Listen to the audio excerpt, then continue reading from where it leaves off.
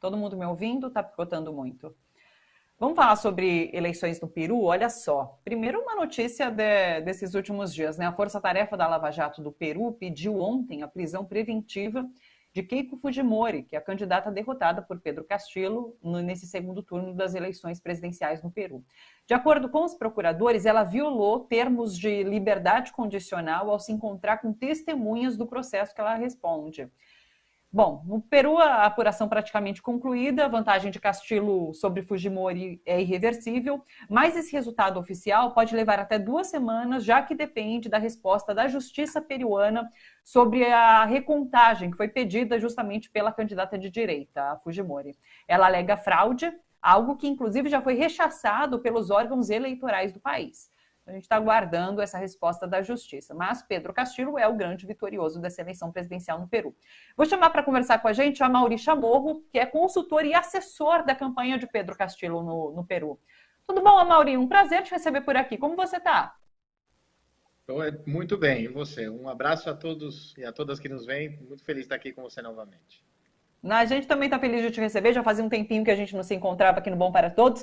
Conta pra gente, o que representa, qual o simbolismo dessa vitória de Pedro Castillo no Peru e para a América Latina também, né?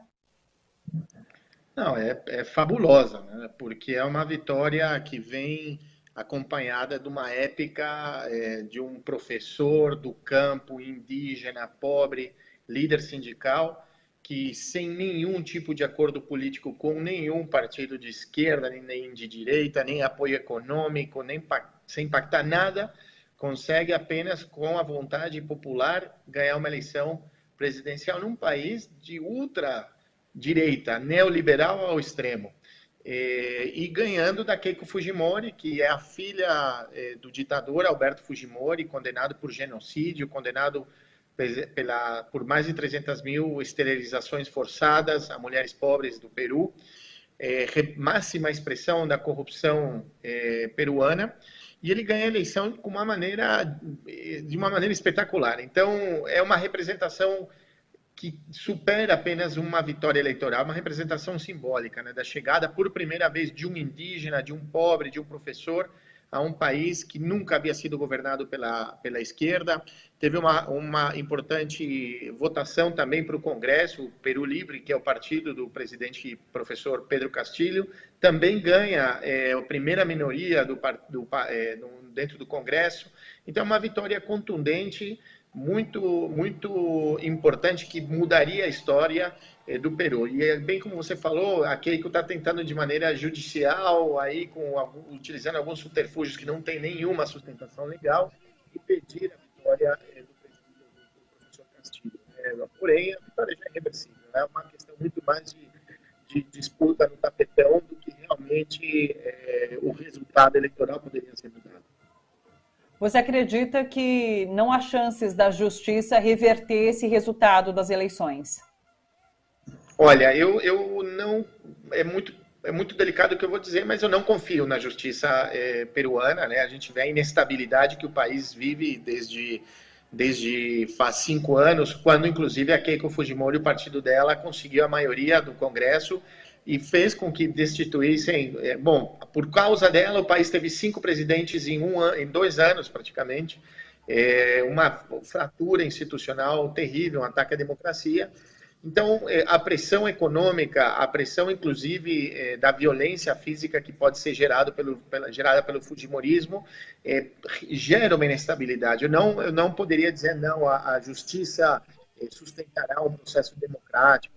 Não confiaria nisso, nesse momento. Eu não quero ser alarmista, porém, é uma realidade. Eu conheço o Peru, conheço a América Latina, sei como funcionam essas instituições, ainda mais no momento de mudança tão profunda no país, com a chegada de um presidente pobre, indígena, sindicalista e professor.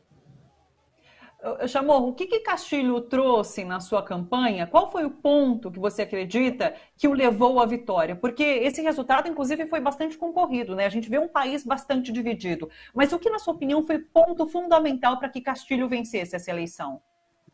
Ponto fundamental é a capacidade dele de representar aqueles que sempre foram excluídos no Peru. O país, existem 2 Perus, o Peru Lima e tem o resto do país. Esse resto do país, que eles chamam de provincianos, na sua grande maioria são indígenas, são de uma população absolutamente excluída durante 500 anos, que sofreu a massacre tanto do Sendeiro Luminoso, o grupo terrorista, também do Estado, esquecido pelo modelo neoliberal. Então, ver a oportunidade de ser representado na presidência da República como um candidato contra um sistema, contra um modelo de exclusão, eu acho que foi a principal fortaleza dele. Agora, em termos táticos, falando de comunicação política, a capacidade dele de mobilização social junto ao Sindicato dos Professores, que foi quem o levou ao segundo turno, né, o sindicato que trabalhou profundamente nos setores que sempre foram esquecidos do país, fazendo um trabalho de porta a porta.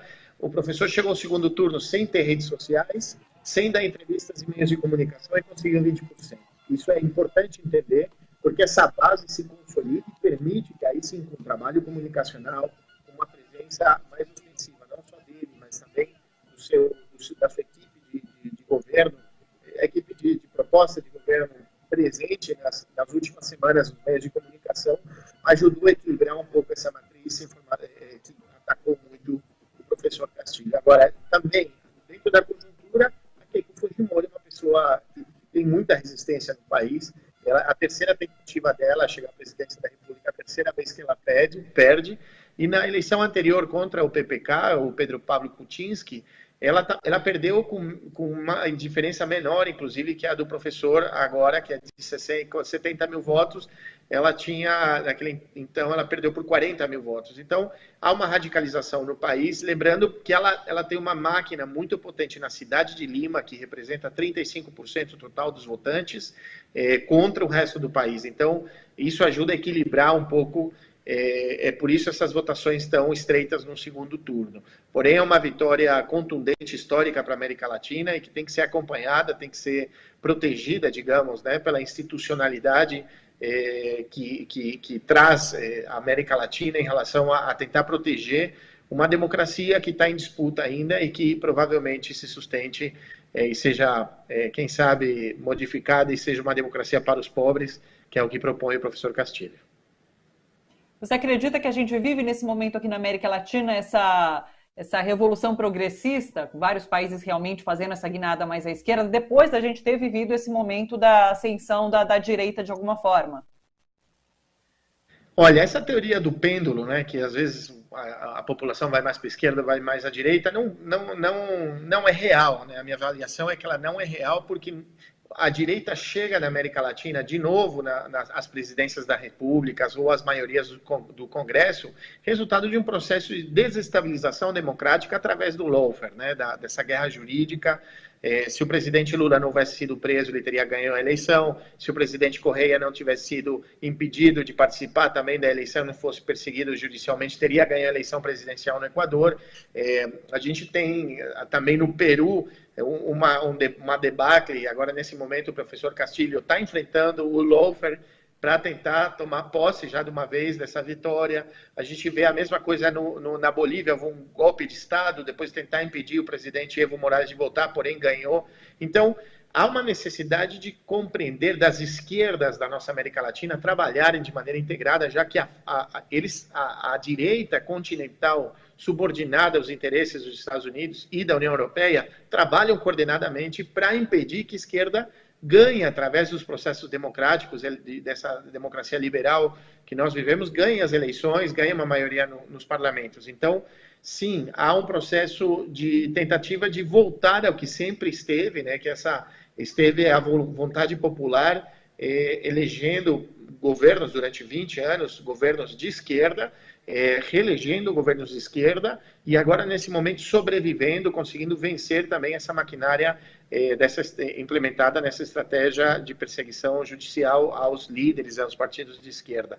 Porém, é uma democracia muito fraca, muito debilitada, uma democracia muito suscetível à pressão dos meios de comunicação e também às ações de desestabilização por parte dos Estados Unidos e da União Europeia, como eu tinha dito anteriormente. O que quer dizer isso? Não é mais necessário você dar golpes de Estado com militares nas ruas, como aconteceu na Bolívia, né? Você desestabilizou toda a região apenas com a utilização e a cooptação do poder judicial e com os meios de comunicação no nosso continente, ou seja, morreu menos gente, não foi necessário torturar, não foi necessário desaparecer, porém, a grande maioria dos países sofreu, sim, uma ação mediática, jurídica, que afetou sensivelmente a democracia, assim como afetou durante os anos 60 e 70 através dos golpes de Estado. Então, o processo ele deve ser visto de uma maneira integral por todo o continente para que ele seja enfrentado. E eu acho que chega o momento em que a América Latina precisa repensar o seu modelo democrático, já que não pode ser que as redes sociais e os meios de comunicação tenham mais poder que o poder popular. Ô, Jamil, só uma última pergunta, na verdade, eu sei que você tem um horário apertadinho também, mas me chamou muito a atenção isso que você disse de Castilho não ter redes sociais. Você sabe que aqui no Brasil a gente tem uma guerra de narrativas nas redes sociais que é muito grande, né? E as redes sociais, eu acho que vão ser muito importantes em 2022. Como que você vê esse comparativo? Não é nem possível comparar, eu imagino, o que foi a eleição no Peru e o que vai ser aqui em 2022 no Brasil. Olha, tem dois para analisar, analisar a comunicação da campanha e também o que aconteceu na campanha presidencial. São dois momentos, o primeiro turno e o segundo turno. Né? O primeiro turno, o professor Castilho ganha disparado o primeiro turno, passando para o segundo com 20% e sem redes sociais e sem dar entrevistas. Apenas com o trabalho porta a porta, feito pelos sindicatos, pelas organizações sociais, pela população que o apoiava. Já no segundo turno, isso não era suficiente. Então, houve sim uma migração à utilização das redes sociais e a um posicionamento mediático através de entrevistas, de aparecer mais essa equipe de governo do professor Castilho. Porém, a Keiko Fujimori tem milhões de seguidores nas redes sociais e o professor tem 80 mil seguidores no Twitter. Não tem TikTok, o seu Instagram é pequenininho, o Facebook também é relevante comparado a maquinária e a presença também de publicidade nas redes sociais da Keiko Fujimori.